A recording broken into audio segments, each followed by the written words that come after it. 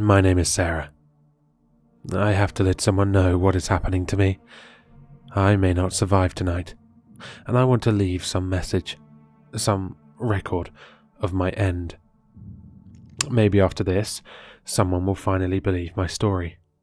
Maybe someone will listen to my warnings. It began around 10 days ago. I had been working a late shift. I'm a server at a local bar, and when I got home at 2 a.m., all I wanted to do was to lie down in bed and get some sleep. Of course, first I had to feed my cat, Wilson. The needy bastard would never let me fall asleep otherwise. Once I had filled his bowl, I dropped onto my bed and immediately passed out. I had an incredibly vivid dream that night.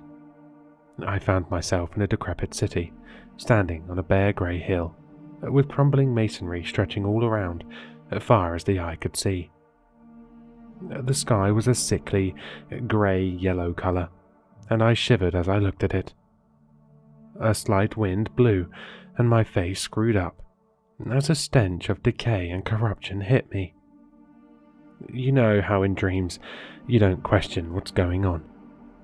That was the state of mind I was in. I wasn't scared, just intrigued. Carefully stepping over fallen rocks, I set out, descending down the hill and into the warren of ruins and shells of buildings. The architecture was something truly dreamlike. The walls and pillars of once tall buildings bending in strange angles.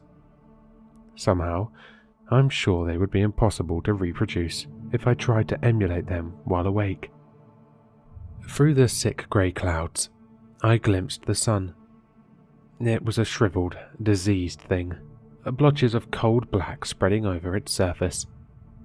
Its light cast no warmth onto the world. I started as something moved in the window of a half-fallen building next to me. I turned to face it, but whatever it was, it had moved so fast that I was too late to catch even a glimpse. I could hear it though. The crumbling crack of stained masonry from inside the house reached me. The wall of the house quivered and shook, pieces of brick dislodging and shattering on the ground. Something large moved in the shadowed windows. I caught a glimpse of pale skin, many limbs.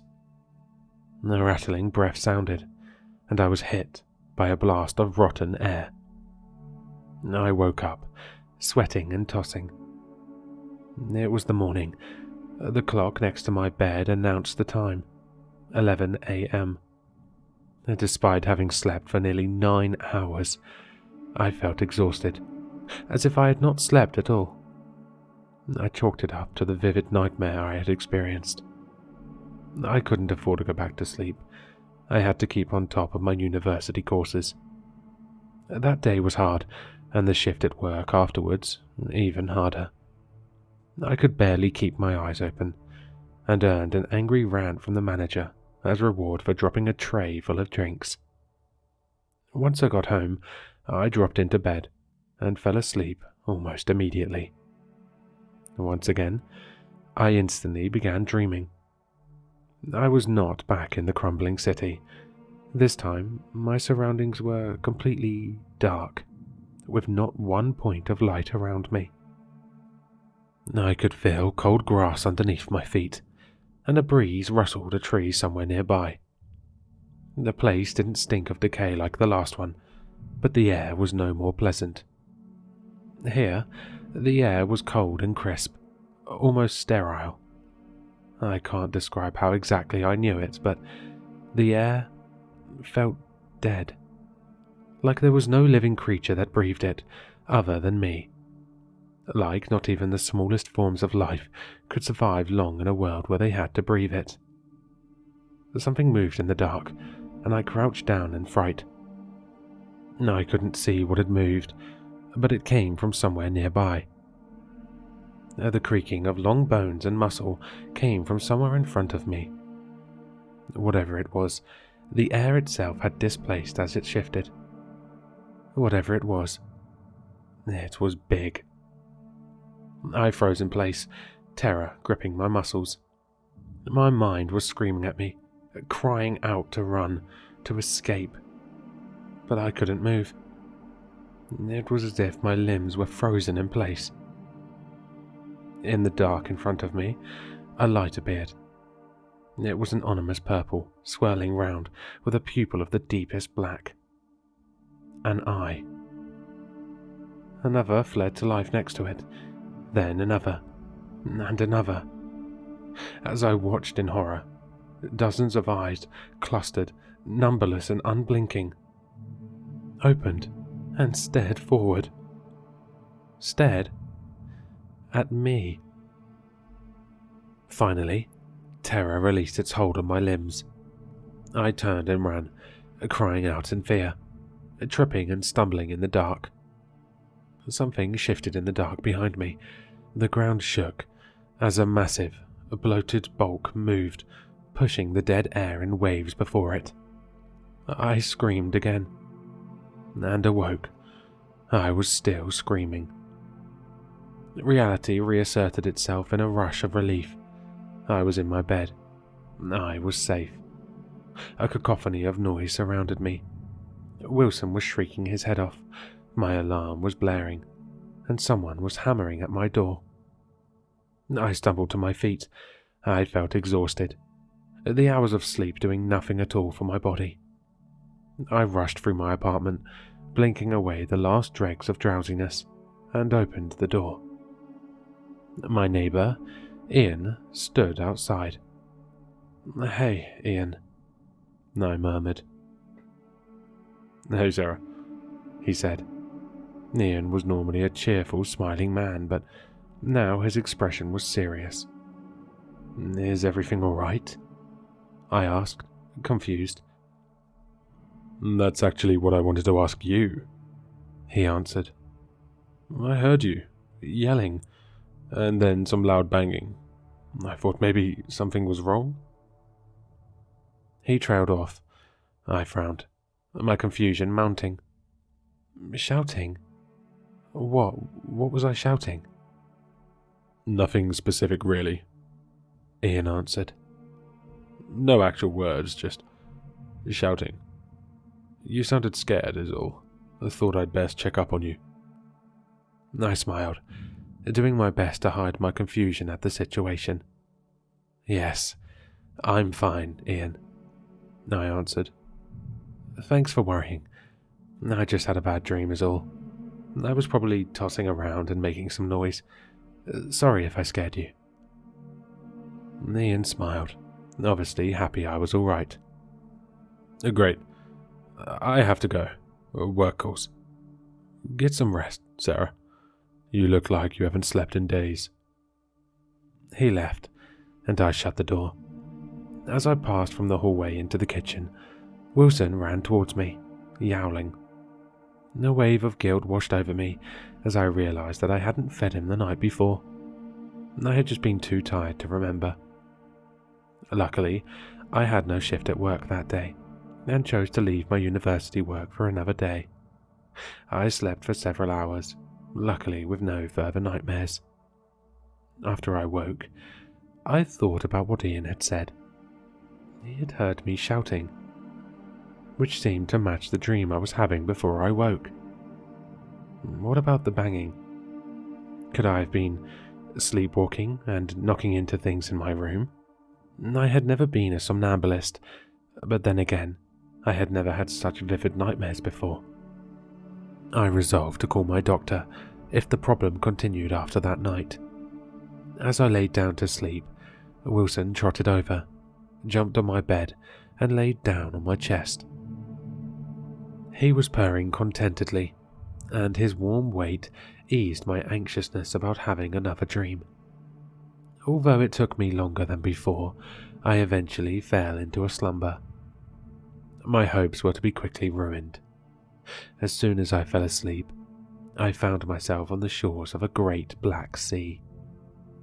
The air was horribly cold, and I shivered.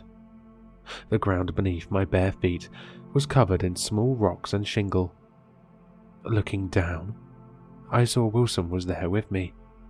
His fur stood up as he eyed the surroundings suspiciously. The sea stretched out before me, dominating the horizon. Its waters were a deep obsidian black, and I flinched as a wave hit the shore and covered me in spray. The water was ice cold. It was obviously night, a sliver of moon providing me with just enough light to see by. Wilson was still nervous, and some of his fear spread over to me. Where am I? How did I get here? The question came to me unbidden. Any of you who has ever realized they are dreaming will know the strange disorientation that came over me. I staggered, almost falling to one knee. Beside me, Wilson suddenly crouched down, hackles rising. A low, feral growl issued from his throat, and a chill ran down my back. Wilson never growled. I shifted my stance, and something beneath my feet gave a sharp crack. I looked down. A skull protruded from the rocky beach. I jumped back with a cry of panic. The thing wasn't human. It was oddly elongated and much too wide. A wide, leering smile of too many teeth grinned up at me. It wasn't human. I didn't care. I began turning to flee. Even with the knowledge this was a dream, it was too vivid for me to do anything but give in to my instincts. I didn't complete the movement. A sound behind me made me stop. A sound I recognized from the first nightmare I had had. A rattling, diseased, evil breath. I froze. Wilson was down, hissing viciously, unsure of what to do. Something behind me moved, with a slow creak of sick flesh and disfigured bone. It sniffed my body, like some sort of animal, and I shivered as its noxious breath washed over me. It spoke. "We remember your stench." The voice was deep, inhuman, grating. I was uncertain whether it was even audible or echoed in my mind itself. Slowly, something coiled around my waist. I couldn't look down, frozen with fear as I was. I saw it in my peripheral vision only. Pale, smooth flesh, like fingers, but grotesquely many-jointed and long as a human arm. The thing lifted me up. Still, I couldn't move, couldn't resist. Something moved the shingle of the beach behind me. Something to the side of whatever was holding me up. There are more of them. The terrible voice came again. "We remember you. We remember your home. Perhaps it's time we paid it a visit. We..." A blur of white and black flew suddenly past me. Wilson. He had recognized I was in some sort of terrible danger and had sprung to my rescue. The thing screamed terribly, whether in pain or indignation, I couldn't tell. A cacophony of sound, the groan of grotesque bones, the gasping of diseased breath exploded around me. The thing's grip suddenly went slack, and I plummeted down. The ground rushed up to meet me. I woke with a start. I was standing up, and my legs almost buckled underneath me, as if I had truly fallen several feet. I was covered in a cold sweat. Is this just a dream? Is it real? I don't know what's happening anymore. I can't find Wilson anywhere. He simply disappeared overnight. The apartment was locked, no open windows. He can't have gotten out. I have a suspicion what happened to him. It's why I haven't slept in over a week. I'm afraid what may be waiting for me on the other side once I give in to the urge. I wish the only reason I was writing this was to make sure someone knows what happened to me if I disappear overnight, just like poor Wilson. I can barely keep my eyes open anymore, and I have no doubt that whatever killed my pet knows I will have to sleep sooner or later. It knows I'll come back to it, and it will be waiting. But this isn't my eulogy. It's a warning of what I fear is coming for the rest of you. The things I saw, they know us. They know we are here. And they are coming to meet us, whether we like it or not. Hello listeners, if you enjoyed this story, please check out the author in the description. For more content, leave a like, comment, and subscribe for more sinister readings.